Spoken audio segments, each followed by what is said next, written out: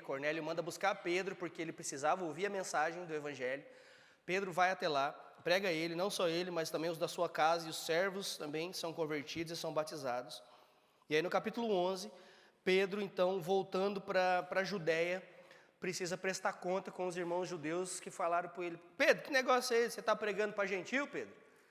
E Pedro, então, explica o sonho, explica tudo, e aí não tem muito novo aqui nessa parte do texto, nós lemos até o verso 18, né? E Pedro, então, explica o que aconteceu, explica a visão, e aí o verso 18, principalmente, diz o seguinte, o verso 18 do capítulo 11, diz assim: ouvindo isso, não apresentaram mais objeções e louvaram a Deus, dizendo: então, Deus concedeu arrependimento para a vida até mesmo aos gentios. E graças a Deus por isso, né? Graças a Deus por esse verso, porque é por isso que nós estamos aqui, né? E aí, hoje então, nós vamos começar os versos 19, e nós vamos ler dos 19 a 30. Vamos lá, vamos ler junto, do 19 a 30 do capítulo 11. Os que tinham sido dispersos por causa da perseguição desencadeada com a morte de Estevão, chegaram até a Fenícia, Chipre e Antioquia, anunciando a mensagem apenas aos judeus. Alguns deles, todavia, cipriotas e sirineus, foram a Antioquia e começaram a falar também aos gregos, contando-lhes as boas novas a respeito do Senhor Jesus. A mão do Senhor estava com eles, e muitos creram e se converteram ao Senhor. Notícias desse fato chegaram aos ouvidos da igreja em Jerusalém, e eles enviaram Barnabé a Antioquia. Este, ali chegando e vendo a graça de Deus, ficou alegre e os animou a permanecerem fiéis ao Senhor de todo o coração. Ele era um homem bom, cheio do Espírito Santo e de fé. Muitas pessoas foram acrescentadas ao Senhor. Então, Barnabé foi a Tarso procurar Saulo, e quando o encontrou, levou-o para Antioquia. Assim, durante um ano inteiro, Barnabé e Saulo se reuniram com a igreja e ensinaram a muitos. Em Antioquia, os discípulos foram pela primeira vez chamados cristãos. Naqueles dias, profetas desceram de Jerusalém para Antioquia. Um deles, Ágabo, levantou-se pelo Espírito, predisse que uma grande fome sobreviria a todo o mundo romano, o que aconteceu durante o reinado de Cláudio. Os discípulos, cada um segundo as suas possibilidades, decidiram providenciar ajuda para os irmãos que viviam na Judéia. E o fizeram enviando suas ofertas aos presbíteros pelas mãos de Barnabé e Saulo. Amém. Vamos parar por aqui. Senhor Deus, mais uma vez, nós nos colocamos, ó Pai, diante do Senhor, carecentes, Senhor Deus, carentes da sua graça sobre nós, das suas bênçãos sobre nós, ó Pai. E, Senhor, mais uma vez nós te pedimos que, em nome de Jesus, o Senhor possa falar à tua igreja. Fale conosco, Senhor Deus, através da tua palavra. Que possamos sair daqui transformados pelo poder que há somente na tua palavra, pelo poder de transformação gerado pelo teu Espírito Santo ao ouvirmos a tua palavra, Senhor Deus. Trabalhe em nossas vidas, ó Pai, e que possamos sair daqui dessa noite diferentes da maneira que entramos, porque nós ouvimos a tua palavra. Que o Senhor nos abençoe e que toda honra e toda glória sejam dadas somente ao Senhor. No nome santo de Jesus é que nós oramos. Amém. Amém. Irmãos, se fizermos uma rápida pesquisa na internet, nós vamos ficar impressionados com o número de igreja que existe. Só aqui em Newham, só a igreja brasileira, diz que tem mais de 28. A última conta era 28, mas diz que tinha mais, então eu vou falar que tem mais de 28. Só em Newham. E eu estou falando só de igreja brasileira. E diga-se de passagem, nós não somos uma igreja brasileira, então nós não somos incluídos nessa lista. Nós somos uma igreja inglesa que tem um ministério com língua portuguesa, então nós não somos incluídos nessa lista. Então, e eu não quero citar aqui nenhum nome, porque isso não vem ao caso, mas faça uma pesquisa para você ver vários nomes que tem por aí dessas igrejas. Tem uns nomes até engraçados, né? Então, eu leio aqui a última parte do capítulo 11. Eu não vou falar dessa ou daquela igreja, mas eu quero falar de Cliff Oak Church. Quero falar da nossa igreja, né? E com isso eu gostaria de chamar a atenção a respeito de como a nossa igreja deve ser conhecida. Como a nossa igreja deve ser conhecida. De acordo com a Bíblia, existem algumas coisas que os outros devem saber a respeito de nós como igreja. Nós precisamos ser conhecidos pelos outros e existem algumas qualidades existentes que precisam estar evidentes na vida da igreja. Ok? Então o título da mensagem essa noite é: o que dizem ao nosso respeito? O que as pessoas estão dizendo ao nosso respeito? Primeira coisa, dos versos 19 a 21 que nós lemos, e eu repito algumas coisas, veja, eles tinham sido dispersos, e aqui, lembra, nós vamos voltar um pouquinho na história agora, tá? Lembra de Estevão, capítulo 7, nós já estudamos sobre ele. Desculpe. Estevão foi martirizado por pregar o evangelho. Estava pregando o evangelho, então ele foi apedrejado até a morte. Ok? Depois disso, o que aconteceu? Naquele dia eu preguei para vocês há males que vêm para bem. Por quê? Eles fizeram aquilo para calar Estevão, mas na verdade o que aconteceu foi que o evangelho começou a ser espalhado ainda mais. Só que, não somente ali, agora os crentes que estavam ali saíram, porque houve perseguição, eles saíram então e foram espalhar o evangelho em outros lugares. E aí eu falei que depois, no capítulo 9, depois da conversão de Paulo, depois de outras coisas que aconteceram, e aí já no começo do capítulo 10, houve então uma trégua na perseguição. Só que agora a perseguição volta, a perseguição retoma. Então nós temos aqui, entre a conversão de Paulo e agora, quando Barnabé busca Paulo, um intervalo aí de cerca de 3 anos. Nós temos aí 3 anos, onde Jesus tirou Paulo da cena e foi ter um tete-a-tete com Paulo, para depois jogar Paulo de novo na cena e falar assim: agora eu vou te usar, e agora eu vou cumprir o que eu te falei lá atrás, agora você vai ver o quanto é bom sofrer pelo meu nome. Né? Mas não é sobre isso que nós vamos falar hoje, só estou te dando um contexto aqui. Então, a passagem fala no versículo 19 sobre o que aconteceu lá atrás. Que Estevão estava compartilhando e eles foram dispersos. E veja, os que tinham sido dispersos, verso 19, por causa da perseguição desencadeada com a morte de Estevão, chegaram até Fenícia, Chipre e Antioquia, anunciando a mensagem apenas aos judeus. Antioquia era a 3ª maior cidade do Império Romano, atrás apenas de Roma e Alexandria. Era Roma, Alexandria, Antioquia, era a 3ª maior cidade. E claro, muitos ali precisavam ouvir acerca de Jesus. Amém? Concordam comigo? Do mesmo jeito que Londres, uma metrópole, ou seja, lá onde é que você mora, seja uma vila de 200 habitantes, as pessoas precisam ouvir acerca de Cristo. E os crentes que lá em Jerusalém, então, estavam pensando lá atrás eles pensaram: bom, eles mataram Estevão, então nós vamos ter que sair daqui. E aí, então eles foram, se espalharam e chegaram aqui. E eles foram então viajaram para o norte, né, até Antioquia. Dizem, não sei bem ao certo, mas cerca de 640 quilômetros de Jerusalém a Antioquia ficava. Então foi uma viagem em tanto. Lembrando que naquela época a gente não tinha carro, não tinha essas coisas que nós temos hoje, trem. Então foi uma viagem em tanto.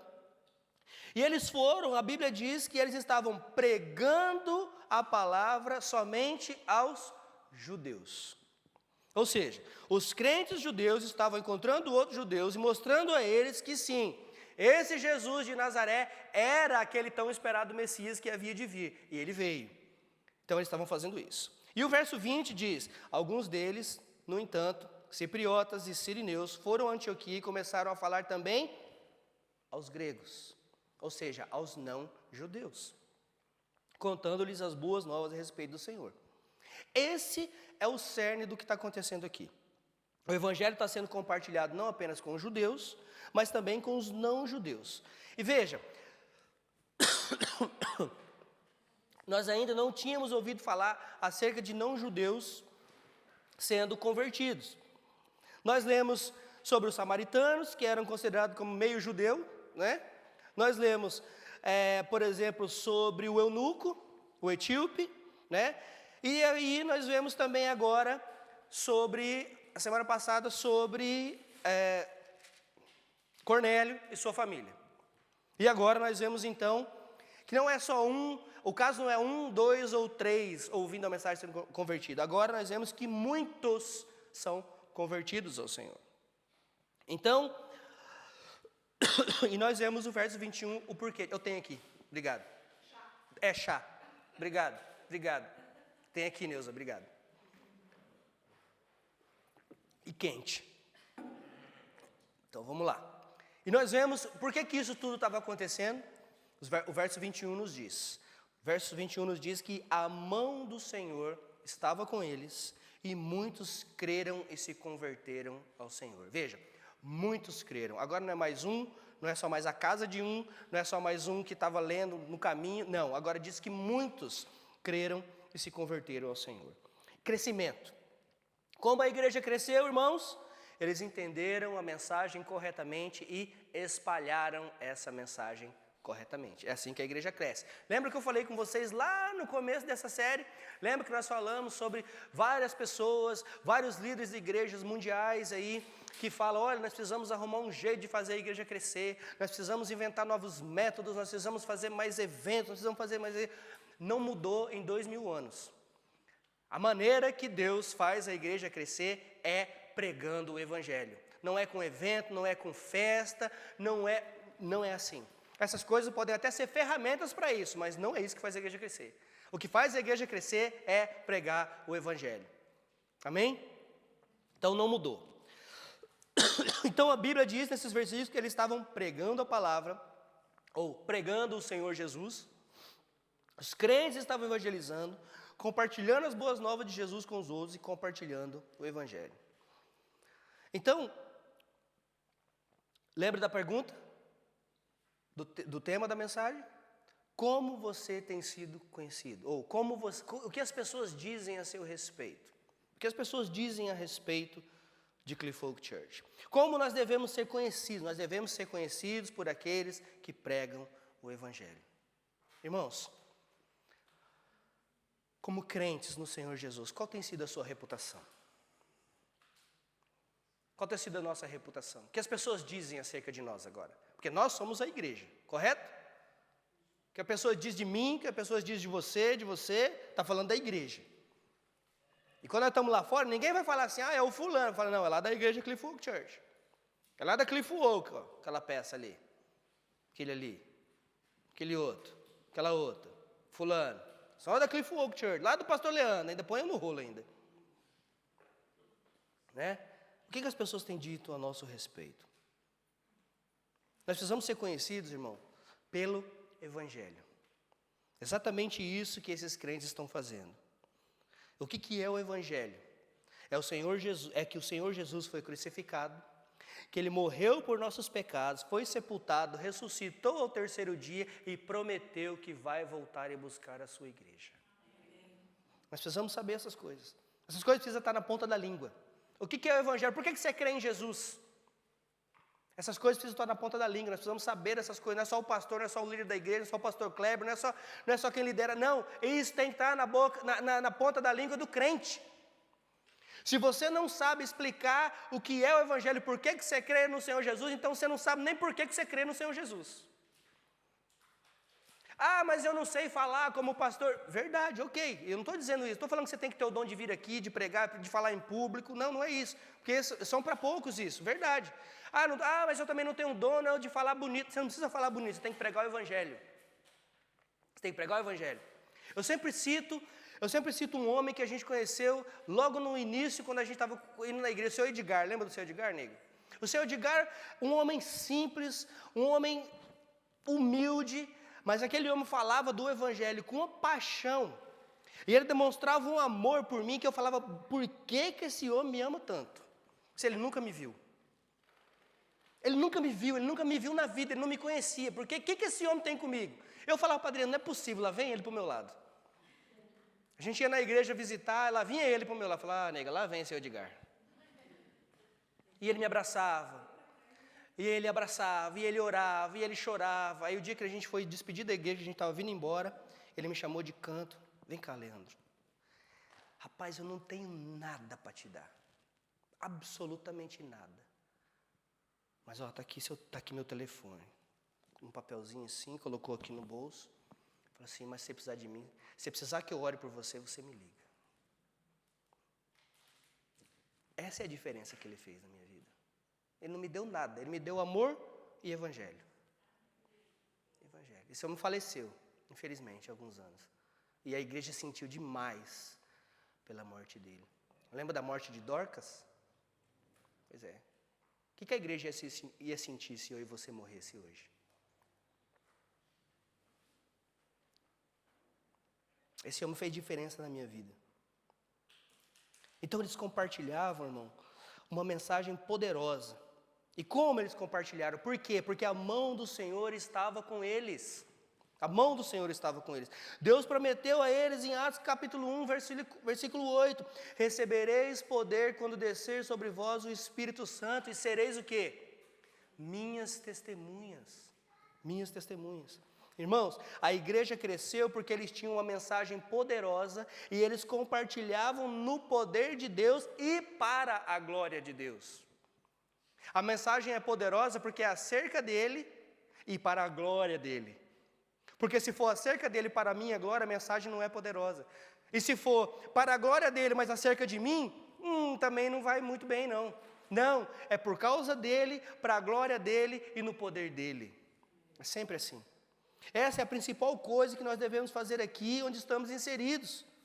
Compartilhar a poderosa mensagem do Evangelho no poder do próprio Deus. Não é no meu poder, não é no seu poder. Nós não convertemos ninguém. Lembra disso, né? Você converte alguém? Você pode pegar de pau, alguém ainda falou, pega o machado, vê se racha a cabeça e põe lá dentro. Não vai entrar. Se não for no poder do Espírito, não vai entrar. Nosso papel é pregar e ensinar, mas não é só pregar e ensinar, é também viver o que nós pregamos e ensinamos. Porque pregar e ensinar é fácil, eu quero ver é viver o que nós pregamos e ensinamos. Então essa é a principal. E quando nós fazemos isso no poder de Deus, as coisas vão fluir. Se nós não estivermos compartilhando, igreja, se nós não estivermos compartilhando o Evangelho, então nós não podemos ser chamados de igreja. Se você é crente, você faz parte de uma igreja e você não compartilha do Evangelho da salvação, você não pode ser chamado de igreja. Isso é sério. A não ser que você faça parte da igreja do governo britânico de inteligência, do 007. Ninguém pode saber que você é crente. Você é um agente especial a serviço de Cristo. Tem lugares que é assim, que as pessoas realmente não podem saber, porque senão você morre. Mas aqui não. Aqui não. E o que eu quero dizer? Que nós não somos igreja se nós não estivermos compartilhando o Evangelho. Porque se nós dizemos que somos discípulos de Cristo, devemos então obedecê-lo. Não é isso? E o que foi que ele mandou a gente fazer? Ide e ficai sentado na sua cadeira. Ide e pregai, e sede minhas testemunhas. Onde? Em todos os lugares. Em todos os lugares. Será que as pessoas ao nosso respeito, será que as pessoas ao nosso redor sabem que somos seguidores de Cristo por causa da mensagem que nós pregamos? Será que as pessoas podem olhar para mim e para você e falar assim, rapaz, esse aqui é crente? Essa aqui é crente? Por quê? Porque a mensagem deles, o que eles falam é diferente. Irmãos, o Evangelho que transforma vidas, é o Evangelho que transforma vidas. É a mensagem da obra, da morte e ressurreição de Cristo pelos nossos pecados, é essa que transforma vidas. Quando você e eu entendermos isso, nós então vamos também nos arrepender todos os dias, porque todos os dias existe a necessidade de arrependimento. Então, quando eu e você entendermos isso, então nós vamos nos voltar para Ele de novo, e então Ele vai nos lembrar do grande comissionamento. Ide e pregai. Quando nós percebemos isso, nós então vamos ter urgência de levar essa mensagem de perdão e arrependimento para aqueles que nós amamos, principalmente para esses. Mas não só para esses, daqueles que nós também comunicamos, daqueles que estão ao nosso redor. Tem alguém aqui que quer que o seu pai, sua mãe, seu irmão, sua tia vá para o inferno? Que bom. Você está pregando para eles então? Será que nós estamos pregando para eles? Será que nós estamos falando do amor de Cristo para eles? Existe aqui a necessidade ou não? Você acha que na sua família todo mundo é salvo lá? O seu círculo de amigos, todo mundo é salvo? Todo mundo é salvo na sua escola? Todo mundo é salvo no seu trabalho? Não, não são. Nós precisamos compartilhar. Então nós precisamos compartilhar essa mensagem que transforma vidas, do mesmo jeito que transformou a minha, que transformou a sua. Sabe por que você está aqui hoje? É pela vontade de Deus, claro que é. Você só está aqui hoje porque alguém compartilhou do Evangelho com você. Eu só estou aqui hoje porque alguém compartilhou do Evangelho comigo. Por isso você está aqui hoje. Mas não é vontade de Deus, pastor? Sim, foi vontade de Deus que alguém compartilhasse o Evangelho com você, cabeção. Foi vontade de Deus. Vocês riem, né? Então, irmãos, nós precisamos entender isso. Então, nós devemos ser conhecidos por falar, por proclamar o Evangelho. E segunda coisa, nós devemos ser conhecidos pela nossa piedade. A nossa piedade, o nosso viver. E quando eu digo piedade, eu estou falando a maneira de viver. Porque as pessoas têm uma ideia errada de piedade. Parece que piedade é só quando eu tenho dó das pessoas. Eu sou piedoso, eu tenho dó. Não, não é isso que quer dizer piedade. Não segundo a Bíblia. Piedade aqui é forma de viver. Nós precisamos ser conhecidos pela nossa piedade, dos versos 22 a 26. A Bíblia diz que chegou a fama chegou a fama dessas coisas aos ouvidos da igreja que estava em Jerusalém, enviaram Barnabé a Antioquia. A fama dessas coisas que eles estavam fazendo em Antioquia, chegaram 600 quilômetros, foi passando de boca em boca, falou, os irmãos estão pregando lá e o povo está convertendo. Será que é bom isso? Para os judeus, o judeu falou, rapaz, e agora? Nós vamos ter que conviver com esse povo? Esse povo não é especial igual a gente. Esse povo não é o povo de Deus. Mesmo ele entendendo, ele falou, não, vamos mandar Barnabé lá para ver esse negócio de perto. Né? Irmãos, quando o Evangelho é adornado pelo exemplo, ele produz resultados. Quando o Evangelho é adornado pelo exemplo, ele produz resultados, e resultados extraordinários.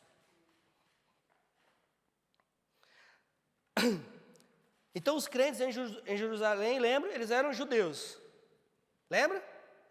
E talvez a maior parte dele, então, ouviu que o eunuco foi convertido, que Cornélio, eles ficam pensando, é bom, né? Alguns deles foram salvos. Mas aí agora diz que muitos estão sendo salvos. Muitos. E agora, então, eles começam a pensar, rapaz, mas Antioquia é uma metrópole pagã, lá só tem pagão, lá só tem gentil, lá só tem prostituta, lá só tem bêbado, lá só tem essas coisas. Gente que adora deuses lá não sei da quando, não tem como. E eles mandam então o Barnabé para lá. E eu amo Barnabé, você não ama não? Você tinha que amar Barnabé. A gente tem que amar Barnabé. Nós somos apresentados a Barnabé lá no capítulo 4. Barnabé não é o nome verdadeiro dele, mudaram até o nome do homem, deram para ele um apelido, e ele ficou conhecido pelo apelido dele. O nome dele na verdade era José, mas Barnabé significa filho da consolação. Filho da consolação. E muitos de vocês, e muitos de nós devemos ser encorajadores. Eu falo muitos porque não é todo mundo que é. Deveria ser, mas não é todo mundo que é.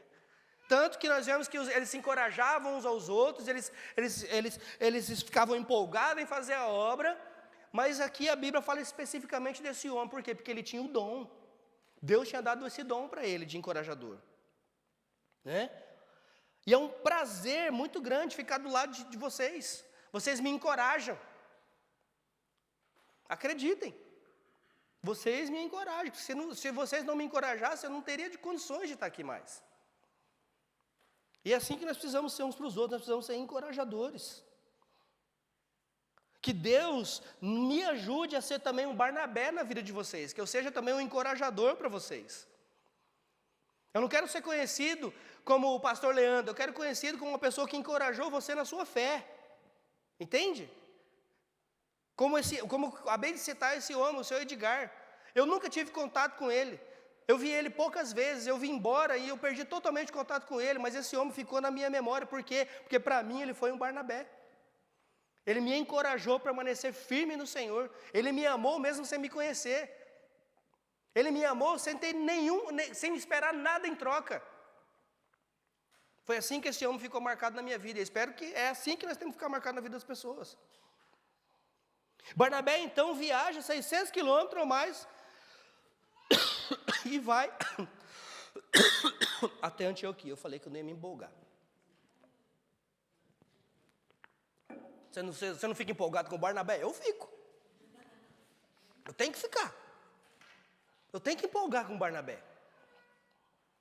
E o verso 23 diz: Este, Barnabé, ali chegando e vendo a graça de Deus, alegrou-se e os encorajou a permanecer fiéis ao Senhor de todo o coração. Quem ele encorajou? Aqueles que tinham acabado de ser convertidos.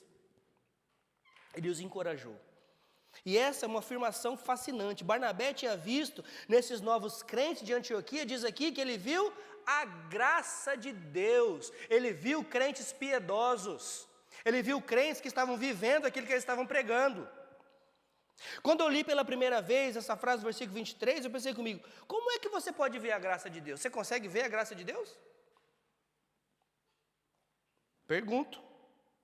Resposta. Como é que você vê a graça de Deus? Ela aparece com você numa fumacinha? Ó a graça de Deus vindo, ó. Você vê? Não. Como é que você vê a graça de Deus? Através da vida das pessoas, exatamente. Exatamente. Né? E quando nós falamos sobre graça, nós falamos sobre maravilhosa graça e Deus derrama sua graça. E como é que nós vamos ver? Como é que nós podemos ver a graça de Deus na igreja? Na vida das pessoas que servem a Deus. Na carta de Paulo aos Efésios, ele está falando sobre a igreja, no capítulo 4, versículo 7, ele diz: Mas a graça foi dada a cada um de nós segundo a medida do dom de Cristo. Então, como é que nós vemos a graça de Deus? Na vida das pessoas que servem na igreja, que estão vivendo uma vida que tem que viver como crentes. E ele prossegue para falar de dons espirituais depois.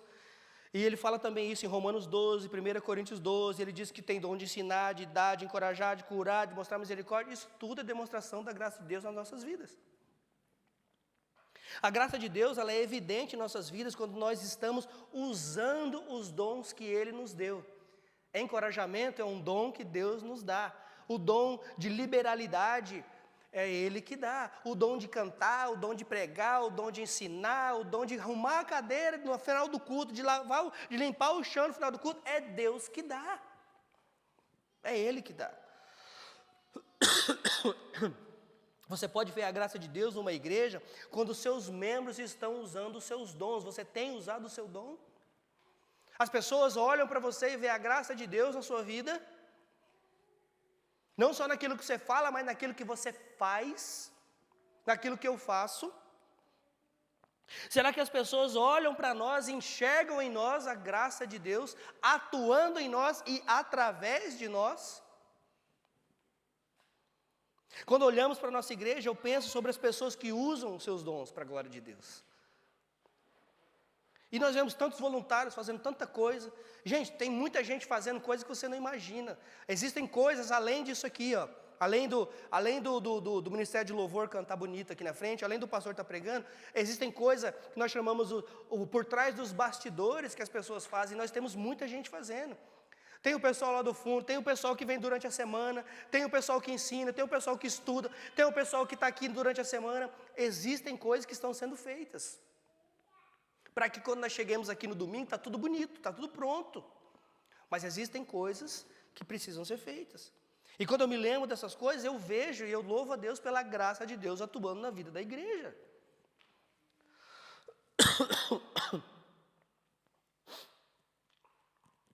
E muitos de vocês fazem e ninguém mais sabe. E não precisa saber, porque quem tem que saber sabe, que é Deus. É Ele que precisa saber. Porque é para a glória dele que nós fazemos, não é verdade? Então é com ele.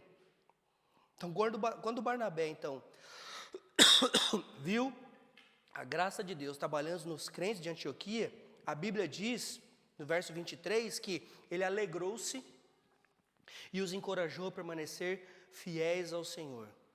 E ele era o quê? Ele era um homem bom e cheio do Espírito Santo e de fé. E muitas pessoas foram acrescentadas ao Senhor. Então, além de encorajador, com certeza ele chegou ali e começou a pregar também. Começou a encorajar também, pregando o Evangelho também. Veja, lembra que semana passada nós falamos sobre o Cornélio. Cornélio era um homem bom. Cornélio era um homem que dava esmola. Cornélio era um homem que era até temente a Deus, mas Cornélio não era ainda salvo. E olha a diferença para esse verso. Barnabé era um homem bom, mas Barnabé era o quê? Cheio do Espírito Santo. Quem é cheio do Espírito Santo? Um salvo. Vê a diferença? Cornélio, homem bom. Barnabé, homem bom. Cornélio, temente a Deus. Barnabé, cheio do Espírito Santo. Onde você vai? Entende a diferença? Lembra que eu disse a semana passada que ser bom, que dar esmola, que ser só temente a Deus não vale de nada se você não for um convertido verdadeiramente ao Senhor?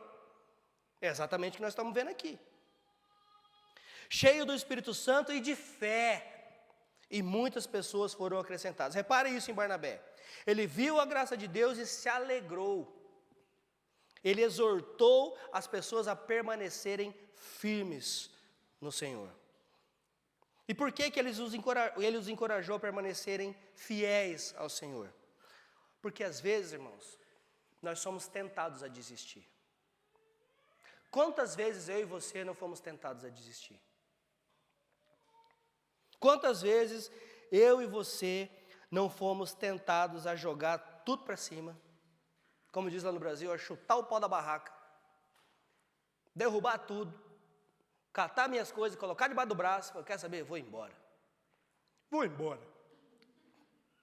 Lembra? E aí Barnabé pensa, pessoal, calma, não desista. Vale a pena. Vai valer a pena no final. Talvez você não está vendo isso agora, mas vai valer a pena no final. Fiquem firmes. Continue orando. Permaneçam. Continue lendo a sua Bíblia. Continue crendo no Senhor. Continue firme na fé no Senhor Jesus Cristo. Fique forte nele, que ele é que é a nossa rocha. É isso que Barnabé fez e é isso que nós precisamos fazer. Ele não saiu prometendo nada que a Bíblia não promete. Ele não fez um curso de como ficar firme com Jesus. Ele não fez um vídeo no YouTube te encorajando, de coach, falando para você como prosperar na vida financeira.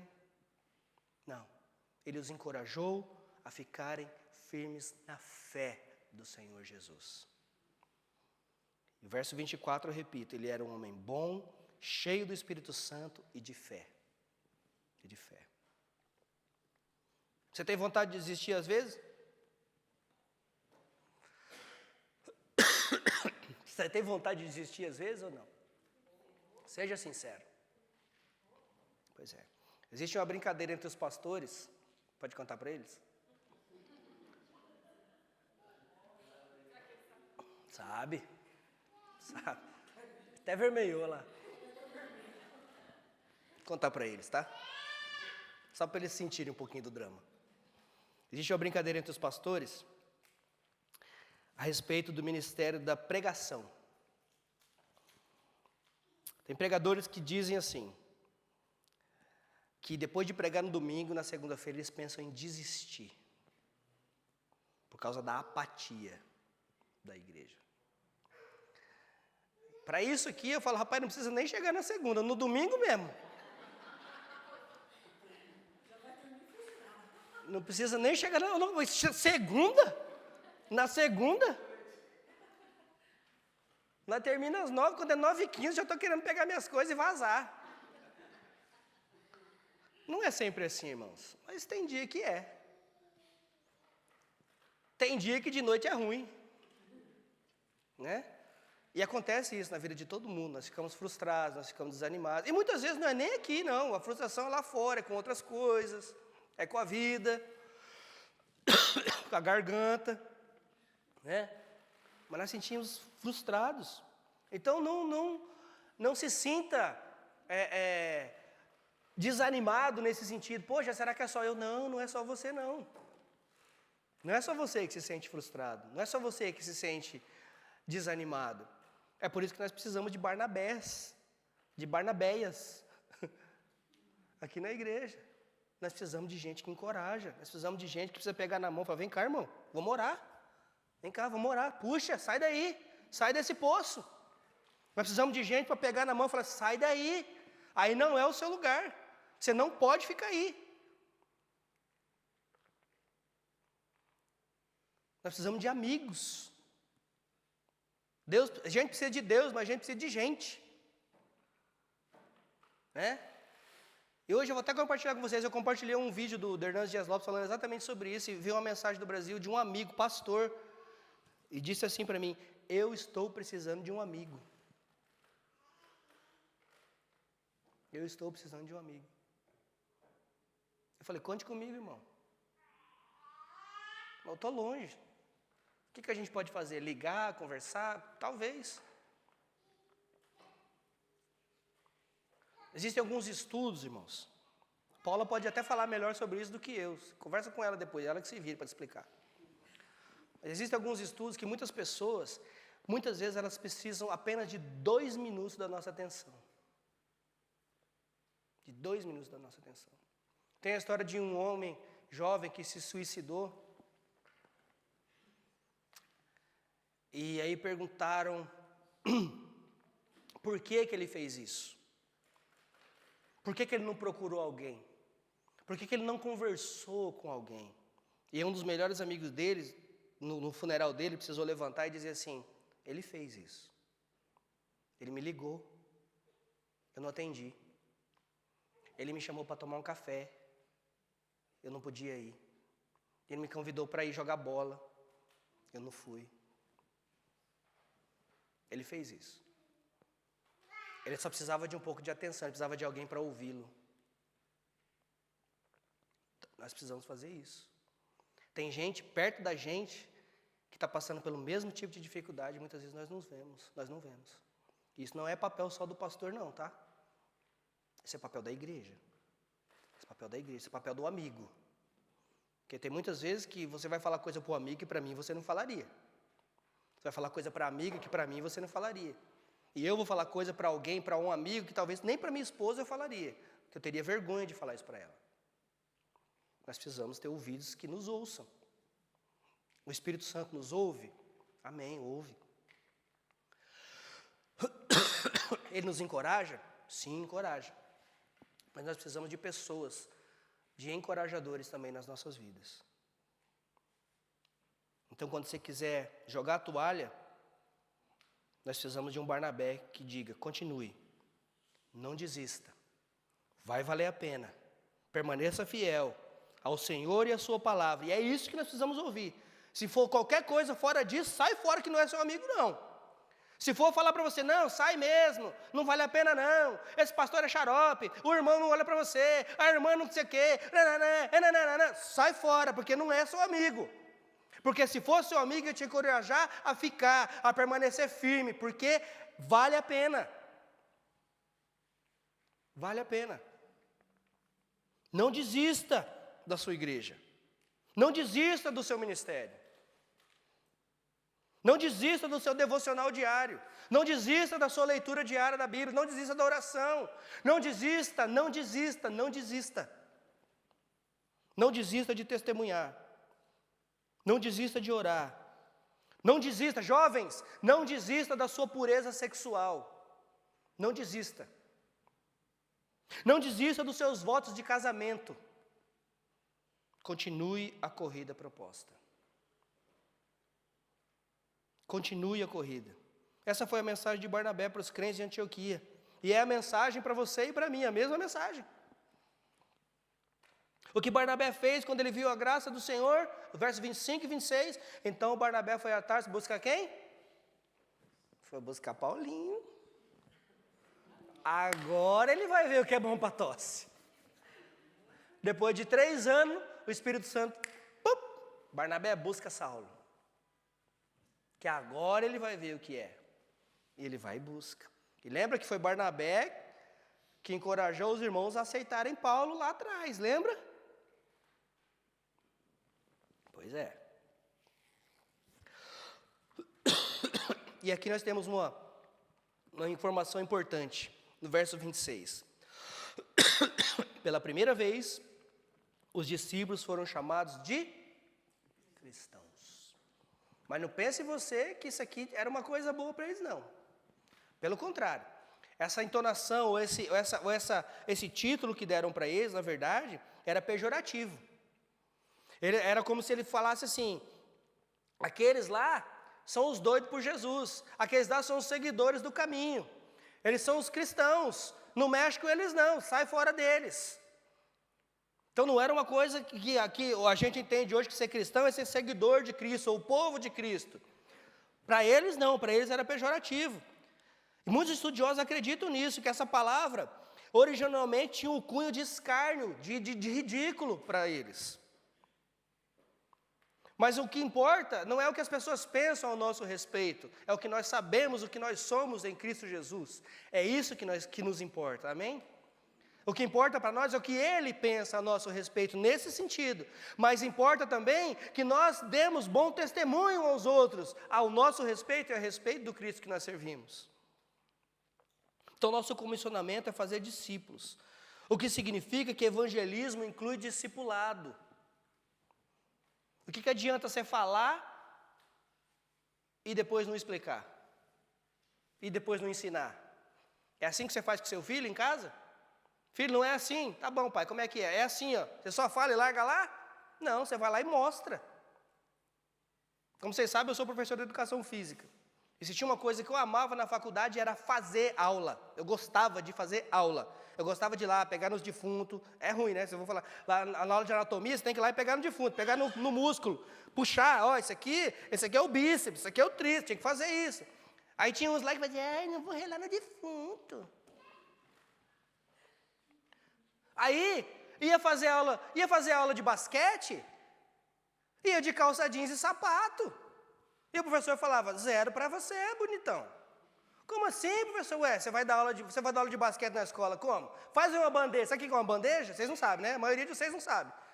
Faz uma bandeja. Pois é, eles também não sabiam, não fazia ideia que era uma bandeja. Por quê? O professor falava, ué, você quer ser professor de educação física, não quer pôr a mão na bola? Não quer saber fazer uma bandeja, não quer saber dar um toque de vôlei, não quer saber dar um chute na bola? Que professor que é você? Ia fazer aula de natação, ai, a água está muito fria. Então fica em casa. Mas eu estou falando de professor de 30 anos atrás, né? Professor de hoje vai deixar você fazer e vai, ó. Faz, pega aí o diploma, o problema é seu. Não, o meu era velha guarda, o mais novinho tinha 70 anos. E o discipulado também não é assim? Filha, vem cá, vou te ensinar. Senta, explica. Pai, eu não entendi isso aqui, explica. Isso é discipulado. Pega o seu amigo e fala, olha, eu não estou entendendo isso aqui. Discipula, ensine. Isso é discipulado. Foi isso que a igreja fez, e é isso que nós precisamos fazer também. E em 1 Pedro 2:2, ele diz o seguinte, ó, como crianças recém-nascidas, desejem de coração o leite espiritual puro, para que por meio dele cresçam para a salvação, agora que provaram que o Senhor é bom. Vocês já entenderam que o Senhor é bom, você já entendeu o que é ser um salvo, agora queira o leite. Queira o leite, porque o que é a coisa de maior importância para uma criança recém-nascida se não for o leite materno? Tem todos os nutrientes que a criança precisa. A criança até os seus 6 meses, tem gente que amamenta até 1, 2, 3, 4 anos, sei lá, mas os primeiros 6 meses são cruciais para a vida dessa criança, com leite materno. Aí desenvolver aí umas fórmulas que imitam o leite materno, mas qual que é a prioridade? É o leite materno, é o contato da mãe com a criança. É isso que faz a criança desenvolver, crescer, e é isso que Pedro está falando, sabe? Do mesmo jeito que o bebê precisa desse leite, é o que você precisa fazer com a palavra de Deus. É o que nós precisamos. O que os outros precisam saber a nosso respeito, então, irmãos? O que os outros precisam saber a respeito da igreja? Nós devemos ser conhecidos pelo Evangelho e nós devemos ser conhecidos pela nossa piedade, pela maneira que nós vivemos. E em terceiro, nós devemos ser conhecidos pela nossa generosidade. Dos versos 27 a 30.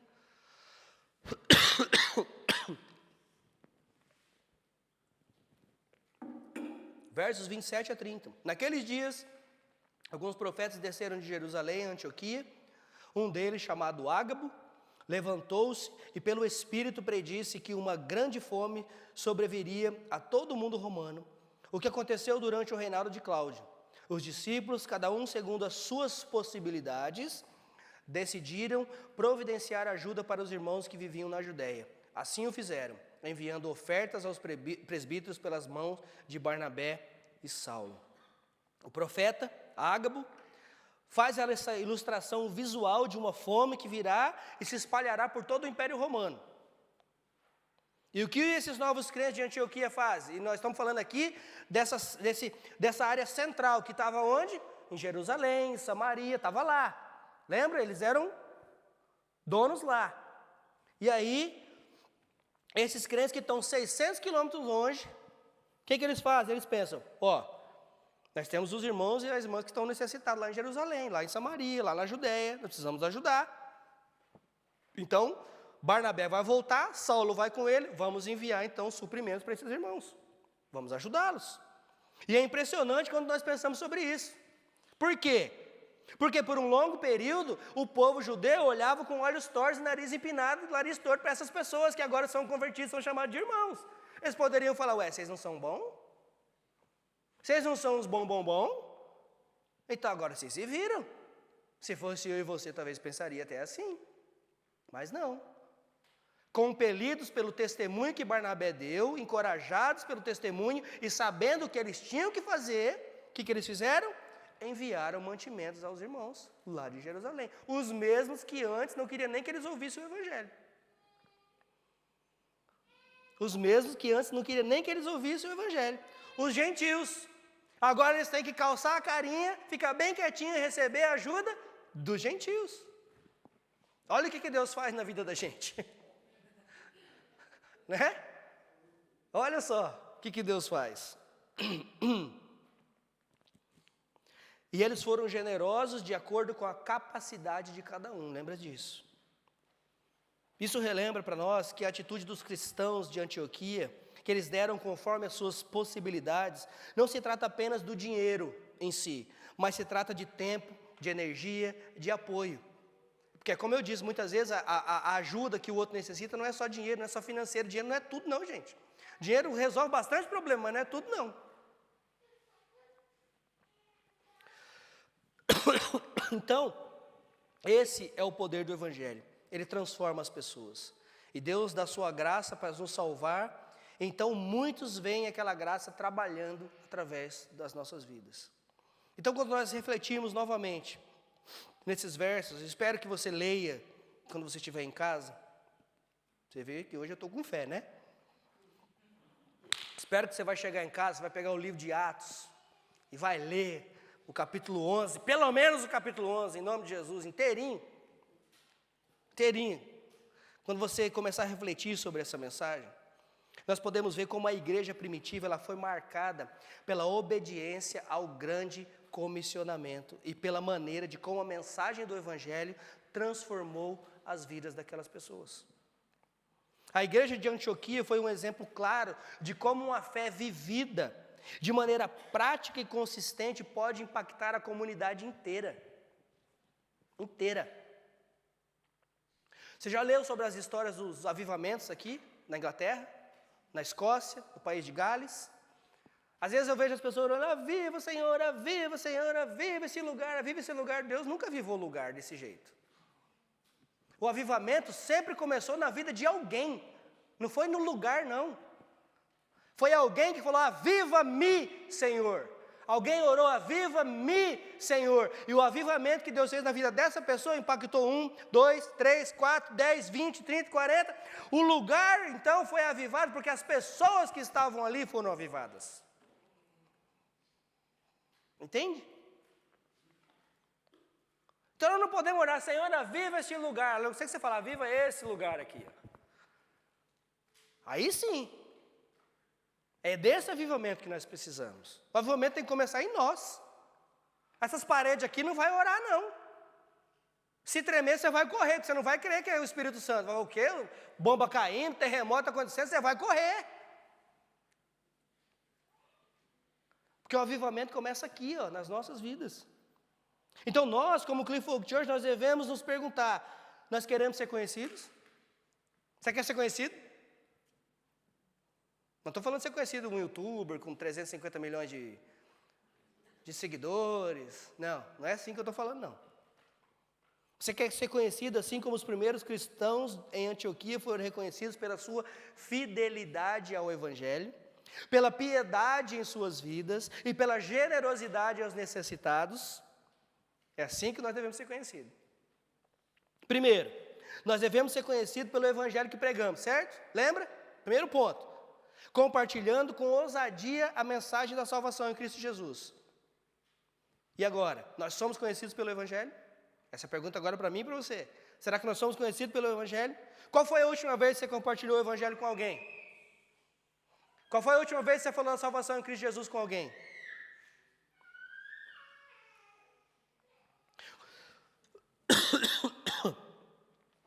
Agora outra pergunta. O que tem te impedido de falar? O que tem te impedido de compartilhar o Evangelho com alguém? O segundo ponto que eu falei hoje, nós devemos ser conhecidos então pela nossa piedade. O que é piedade? É viver de maneira que as pessoas possam ver a graça de Deus em nós e através de nós, através do uso dos nossos talentos, que é o próprio Deus que dá. Amém? Será que a nossa piedade está visível aos olhos dos outros? Será que a nossa piedade, será que as pessoas olham para nós e veem a piedade de Deus atuando em nós? O que você acha então que precisa mudar na sua vida, na minha vida, para que os outros vejam a graça de Deus através de nós? O que precisa ser mudado? Não pense que está bom não, viu? Porque nada é tão bom que não possa melhorar. Nada é tão bom que não possa melhorar. Eu sei que tem uns de vocês aí, alguns de nós achamos que nós somos bons pra caramba. Terceiro, nós devemos ser conhecidos pela nossa generosidade. Nós devemos ajudar aqueles que estão em necessidade, começando pela igreja. Começando pela igreja. Tanto na comunidade nossa, quanto na local. Isso nós temos feito também, graças a Deus por isso. E nós somos, isso eu posso dizer que nós somos, graças a Deus, uma igreja generosa. Mas nós precisamos estar atentos a essas coisas. Irmãos, que nós possamos ser uma igreja conhecida por proclamar o Evangelho com ousadia, por viver a santidade visível e estender generosidade em cada ação que nós fazemos. E que isso tudo glorifique a Cristo, e que a honra, e que a glória, e o louvor, e toda a exaltação seja somente a Ele. Nós somos meros servos, escravos, literalmente. Nós somos meros servos. Que nós possamos refletir sobre essas coisas. Como é que a igreja deve ser conhecida? Como é que eu tenho que ser conhecido na sociedade? Como é que as pessoas têm que olhar para mim e me ver? Que nós possamos refletir sobre essas coisas. Amém? Vamos levantar e vamos orar?